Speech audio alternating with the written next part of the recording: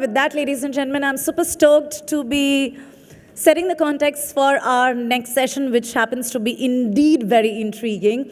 Your participatory hats would be further tested because we've got this very special segment towards the end of the in-person conversation that's going to happen on the stage. Well, in his book, Homotheus by Yuval Noah Harari, ladies and gentlemen, the noted historian, he predicts that the next big fascination of the Homo sapiens would be to become ageless, just like gods, really. Now, based on the research going on in different parts of the world, I'm going to be rushing into saying that he argues that we may be able to double our lifespan as species in the not-so-distant future. Now, with this theory really holding true, having a long life is great, but it also means that employees do have to plan for it. Financially, not just financially, but also mentally.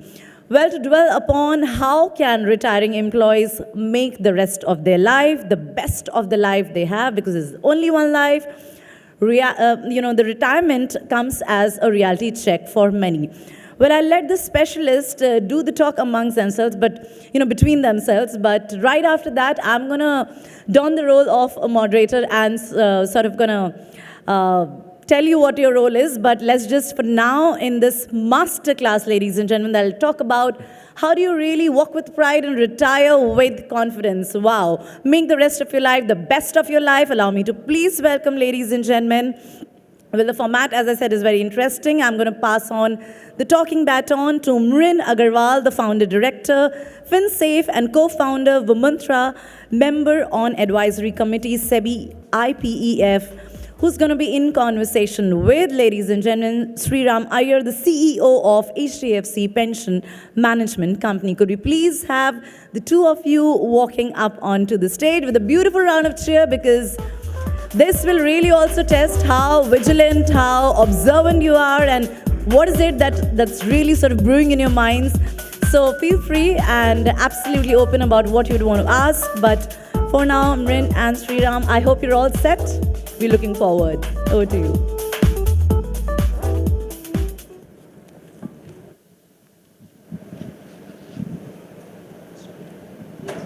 Okay, so this is supposed to be a masterclass, and we're going to try our best to do this in the next 20 minutes or so. That's what we've been allotted, and I understand we're running late already.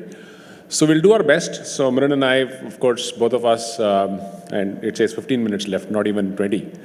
So I'm going to cut to the chase. So essentially, what we'll try and do over the next 15 minutes is to essentially paint a picture on how the retirement landscape looks like, what are the alternatives available, and what you as HR professionals can do to create an impact when it comes to this whole retirement landscape, and how you can, potentially impact the lives of your employees, your colleagues when it comes to retirement. So that's going to be the background. Just to set the context, and I'm going to request Mrin to share her, and she of course comes with extensive experience having run numerous, and she's of course a advisory committee member with SEBI, but she's done numerous sessions across corporates, hundreds of corporates I suspect, and has a very stellar record of wealth management also, having done wealth management before that as well. So I'm going to ask her to kick off by sharing her own experience and a big picture on why this is such an important area that one must focus on, especially HR professionals like yourselves. Why should this be an area of focus for you? Thank you, Sriram, and it's lovely to be here today. And I think simply because when you look at the numbers, what you need to retire with versus what you have today, there's a huge, huge difference. So, of course, one of the more relatable surveys that's there is from the RBI. It's a little dated, but it actually says that only 13% of Indians actually save for retirement. And more than 50% of people that they had surveyed, and this was a state of household survey that was done a couple of years back by the RBI, it said that more than 50% of people are going to rely on their children during retirement. And people tend to increase loans as they near retirement, right? So if we want, while lifespans are increasing and we all want to have a great life, we need to plan for it. And for all employees, just the Employee Provident Fund today is not enough to plan for it. Absolutely. And I think I just want to add to one more piece of data that I read, which is essentially you had the MC talking about doubling the lifespan, right? And the reality is that vis-a-vis 15 years back and vis-a-vis what we have today, compared to what we had 15, 20 years back, the average lifespan of an Indian beyond the age of 60, post-retirement, is going to be 22 to 25 years. I'm sure all of us have parents who are well into their 80s. I'm fortunate to have parents who are well into their 80s, which means that beyond one third of your life, or half of what you've spent as, during your working life, part of it is, of course, working life, you have 25 to 30 years to fend yourself for. And the fact that 50% of the participants in the survey said that they're going to depend on their children is very tricky, because I don't know whether the children are going to be able to take care of the adults, because they have their own financial needs and priorities and so on and so forth. So I think that leads me to this question, Mrin, on you spoke about EPFO, right? Of course, I run the pension company, and therefore, there is a certain view that I have. But I would like to hear from you, based on your experiences with, interacting with employees across companies. Other than EPFO, which are the other products that are looked at? And do you think EPFO on its own is sufficient? What are the other products? And we'll talk about NPS, of course. But what are your views, and what do you hear? What do you see people doing? Well, I still see people sticking on to the EPFO or the EPF, because of course it's giving you that 8% return. The question really remaining, how long can it continue? Because while we might be seeing a reprieve in interest rates right now, how long can you really expect interest rates to be at these levels, right? So that's point number one. What I generally see of people when they invest for retirement, it seems to be limited to that one product, but clearly today you need something else to help you beat inflation, because imagine if your long-term inflation, which is around 6%, and of course you're getting 8% in this product, that's great, but you also need to add other products, and I'll give you an example why. So let us say a 35-year-old is having expenses of 1 lakh a month. What do you think would be the retirement corpus? To the audience, just throw any number. What do you think the person needs at the age of 60? 25 years hence. Yeah. Any number. Yes. Yes. I think somebody raised their hand. Go ahead, please. Yeah, the number is actually 7 crores. Okay. Now, to reach that number, you cannot do it if you do not have a product that's going to give you good returns. That's correct. That's correct. And I think the other thing that misses people's attention is the fact that there is, and in India, and I connected to the fact that while the life expectancy is going up, the reality also is that financialization of savings in India is still very poor, right? The latest data that I saw was that close to 66% of our savings is still in the form of real estate and gold, right?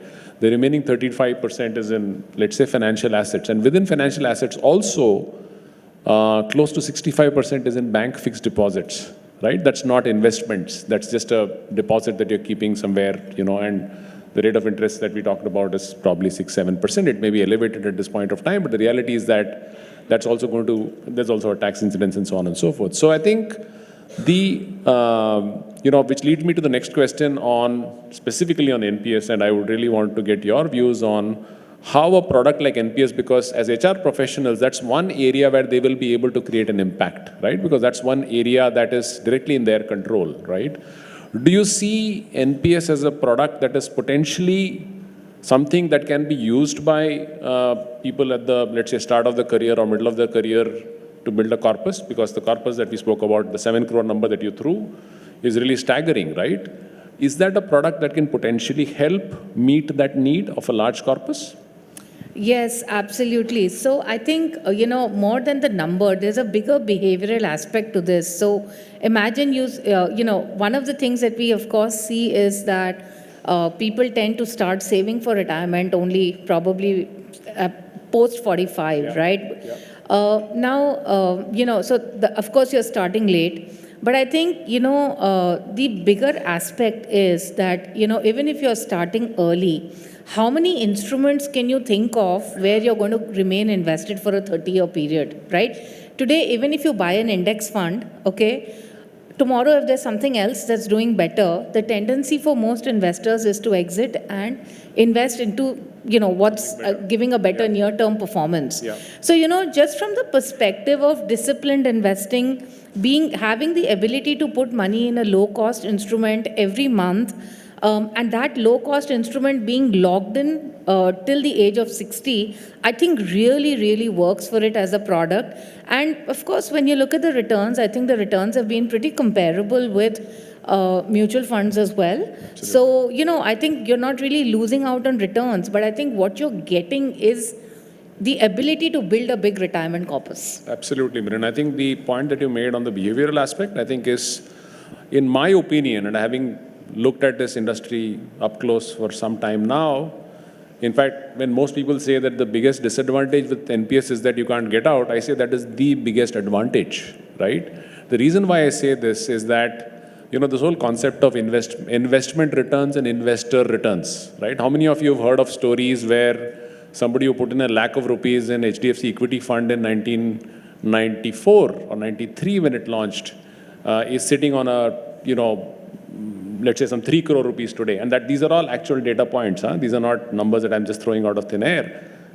Now, that's how the investment has done. The investor has not made that money, right? And there was a very interesting survey by Vanguard. It said that for you to have made significant money, and there were products where they saw that, this done exceptionally well. But the only people who made that kind of money are people who are dead, right? Or people who have forgotten about it, right? So you're absolutely right, Mrin. The biggest advantage of this product is that it is locked in for 30 years, which means that you just cannot get out of it. That in itself is the biggest boon. The second thing which, just to sort of link it to, and I'll ask you a question on the adoption, right? But NPS is not just a product which is very beautifully structured, but it's also the lowest cost actively managed accumulation tool globally. There is no product which is as cheap as this. So effectively at 6 paise, right, which is 0.06%, your fund manager is actively managing your money. What do I mean by that? The fund manager is looking at it on an ongoing basis and making sure that the right kind of investments are being made. And by the way, to the point on returns, we did a comparison between, a hybrid mutual fund, right, which is the closest comparison to, let's say, a national pension scheme product, right? I mean, one of the products in the national pension scheme where there is a 65% equity, 35% government securities. The results are staggering, right? So at the end so if somebody started investing in this product at the age of 35, at the time of superannuation, which is at the age of 60, the difference in corpus was 1.7 times, right? And that's one, of course, because of the fact that this is a low-cost product, because in mutual funds, you effectively end up paying 1.5% to 2%, right, depending upon the type of fund, which is, by the way, 30 times of what you pay as a cost of management in NPS. 30 times, right?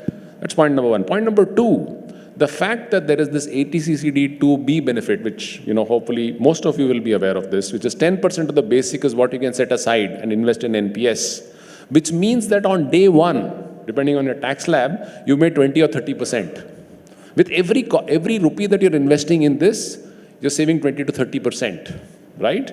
And what would you do otherwise? You would pay tax and then invest in some other product like a mutual fund. And I'm not for a moment saying that mutual fund is not it's of course a product which has to be a part of the portfolio. All I'm saying is that I'm trying to drive home the point that this is, the understanding and awareness of this is very poor.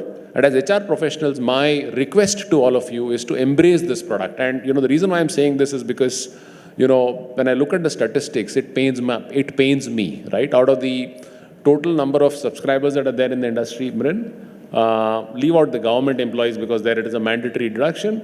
But in the non-government space, right, and forget about retail, which is not relevant to this audience. If you look at corporate NPS subscribers, leave alone the PSU banks where again it is mandatory, there are less than 7 lakh subscribers that are there, right? Yeah. Against a mutual fund where there are 4 crore unique investors, or 5 crore probably today, right? Why do you think that is the case? Why is it that there are only 7 lakh? I mean, some of the largest companies today in India would have more than 7 lakh employees, right? Why is it that the adoption is so low, despite all of these things? I think this, basically a lot of lack of information. Maybe people are not able to figure out which pension fund manager to choose, which option to go in for. To my mind, a product that has very little number of options is actually the best option. Keep it simple, stupid. Keep it simple, one or two options. So you have 6 different investment choices. You can decide the percentage of equity. All of these make it a little difficult, honestly, for NPS. Absolutely. And I think, in my own experience, just to add to what you said, and you also, we were talking about this earlier today. I think as pension fund managers and points of presence, we also distribute we also help companies onboard employees into this platform. One of the biggest missing links that I see is that the way we talk is very daunting, right? People get put off by the language that the industry uses. So there is a lot that we need to do as well as an industry to make sure that we're able to communicate the benefits rather than keep communicating the features, right? So I think it's a combination of simplicity, which you rightly pointed out, Mrin. I think there are way too many options. Well, there aren't too many options, but it just appears as if there are a lot of options. And I think the way we explain the benefits of this and the impact that it can create needs to improve dramatically. I think we are almost 2 minutes left, and I'm going to toss the mic back to you. Yeah, I think that's one. I think, just from the employer standpoint, because we do work with a lot of companies on financial well-being, I think first and foremost, there are a great number of products available, as we talked about. But I think what is really important is to make retirement as trending as running a marathon. And, again, really focusing on trying to get the younger people in the workforce to join it, because the benefits that they have is going to be huge. We were talking earlier about the women participation. And again, there is a gender retirement savings gap of 20-25% today in India, right? So certainly, from the employer standpoint, focusing on segments like the young population, focusing on women, and really making it very, very trending, and providing enough educational content with tools, resources, is what is really going to help people get onto the retirement planning mode, because certainly they need to start planning early enough and remain committed as well. Absolutely. So I'm going to end there, and we're going to open the floor for some audience questions, I'm told. Yes. And we can take it from there. Yeah, over to you. All right, so keeping that as open house then, I hope, okay, all right, we have the gentleman right in over there. Let's have the question being asked.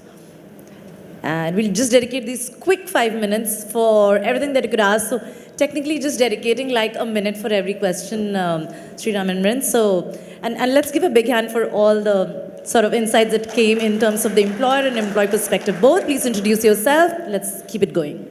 Thank you. It's me again. Nice meeting you, sir. A good suggestion for NPS and EPFO. Basically, a person who is retiring at the age of 58 or 60, he needs to invest or start investing from the age of 40. But everybody doesn't think of his future. Everybody is busy with their business, with their job, with their family, traveling, expenses, medication, etc., etc.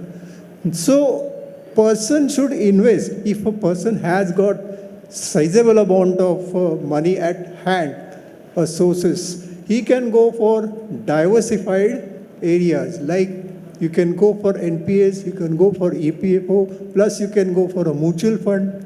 I will not advise anybody to go in equities, but if you are not well enough identified with it, you go through a mutual fund where the fund managers will take care of you.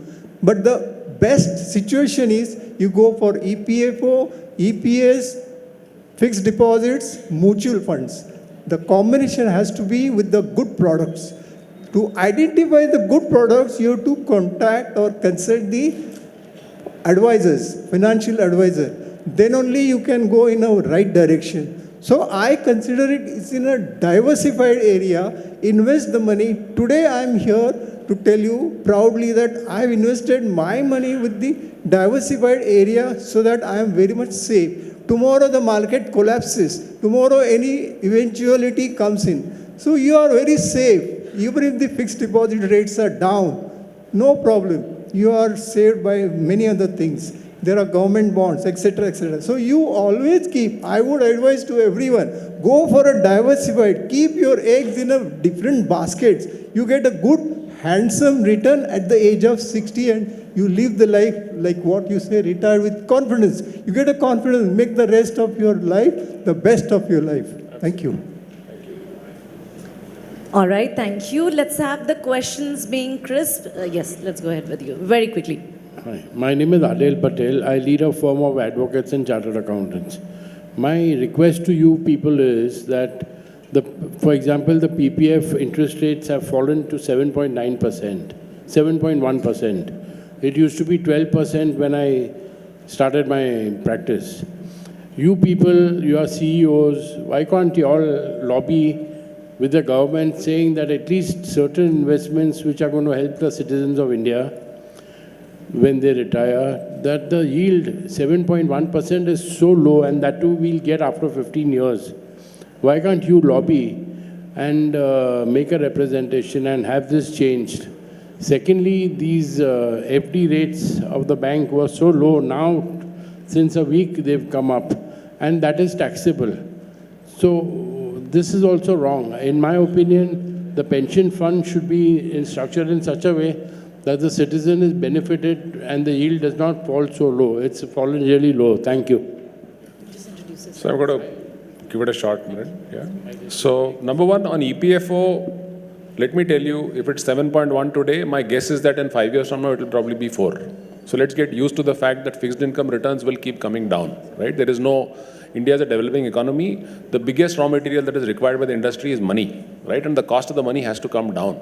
So if you look at developed economies, the rates of interest, of course, it's elevated in the recent past because of inflation and so on and so forth, but this is the way forward. Fixed income will attract much lower yields 5-10 years from now. So I don't think there is too much that one can do over it. In fact, it is good that it is happening. As far as EPF is concerned, none of my business to comment on how it is managed, but the reality is that even they will struggle to deliver returns beyond what they're delivering. And as you will know, 15% of incremental corpus has now started going into equity, right? Why is that happening? Because obviously it's tough to deliver those kind of returns from fixed income instruments, right? So my point is that, EPF therefore, while it's a great tool, it's backed by the government and it's whatever it is, right? All the other benefits that are there around taxation and so on and so forth. But the reality is that you need to invest in a market-linked product like NPS for you to be able to beat long-term inflation that Mrin talked about and participate in the growth of the economy. And the only way you'll be able to do that is by participating in equity through such structured managed products like the gentleman earlier who spoke about this, right? So I don't see this EPF piece changing. Mrin, you want to take the question on the FD? I don't see it too. And I mean, just, honestly, we've always been a market-linked economy. So, to that extent, the FD rates and all of that is decided by what is happening on the macroeconomic level, right? So, I mean, unfortunately, after many decades of high rates, we are seeing some low rates. But yes, that's the reality. And I think we really need to focus on what we can control, which is how much we invest and where. Hi, Sriram, on your left, here. Couple of questions on NPS. Can we just make one, I think a certain portion of the maturity amount is still taxable. Is it EET or is it completely changed to EE? I just wanted to understand. It is EEE. It has always been EEE. See, the misconception is that out of the 100 rupee or the corpus that gets matured, you need to mandatorily buy an annuity with 40%. Right. But the corpus is tax-free. Right? So what gets matured is entirely tax-free. 60% comes to you at your discretion it can get credited to your account. You can buy an annuity with that 60% as well, but the remaining 40% has to be used for the purchase of an annuity. Right. Income from annuity is taxable. Right. That you invested in a fixed deposit, whatever interest you're going to make is taxable. Right. So it is an EEE product. Fair. Just wanted to understand on that also. So do you see this annuity compulsion of buying 40% in annuity going away in the longer tenure or not? Well, I think there have been multiple representations that have been made, but if you ask me for my personal opinion, see, the problem is not that, this annuity of 40% you have to compulsorily buy. Actually, it is good that you have to buy it. Yeah. And annuity is the only product that actually guarantees a rate of interest for the rest of your life. There is no other product which does that, right? So when one is superannuating, at that point of time, you need to have a product, while it may not be inflation adjusted. So there are issues with the way the annuity product has been created, right? But this is the only product which actually guarantees and with the risk of surviving, living too long, which is the risk that we're trying to protect through this annuity product. 30 years from now, rates of interest will be 2%. But if you buy an annuity today, you'll get 7% on it. And you will get 7% 30 years later also, right? So that's the beauty. But having said that, my view, this product is a pension product, which means that there is a pension amount that needs to come to the individual post-superannuation. And the remaining 60 is anyway available with you, right? And there are other products that are available. Why only focus on this? There is the mutual fund, there is the fixed deposit, there is a corpus that you've created through other means. All that is available to you, right? So there are some discussions, but, I don't think, I'm competent to actually tell you whether it's going to go away or stay. But I think it's a great thing. This 40%, you should be buying an annuity. Yeah, do you want to add to that? No, I think it's good. I completely agree with you. I've been invested in NPS for over 9 years now. So I think it's a great product to be Excellent. Well done. Yeah, so started fairly early. I believe in the product also. And it's very important to hedge, as some of the people said. But just sometimes I feel that compulsion on buying annuity, though it has its advantages. Sure. That, and I think there's again the misconception on EET and EE. I think that is still the information lacuna that we're speaking about. I think that is addressed. I think far more acceptance of the products can come in. And I do hope you have invested with HDFC pension. I was, yeah. I actually worked with HDFC. So. Excellent. Not that he has an I option had to plug say it, no. right? I mean, I don't have a choice. Right. No, I think it's a great product. Thank you. I've made great returns. Thank you so much. Thank you. You can just quickly introduce yourself as well. My name is Prakhar. I was working in the HDFC Life at a point in time, insurance, but right now I head HR for a tech startup Topper. So, a 3,000 employee firm. So fantastic. Thank you. Thanks, Sriram. Thank you so much.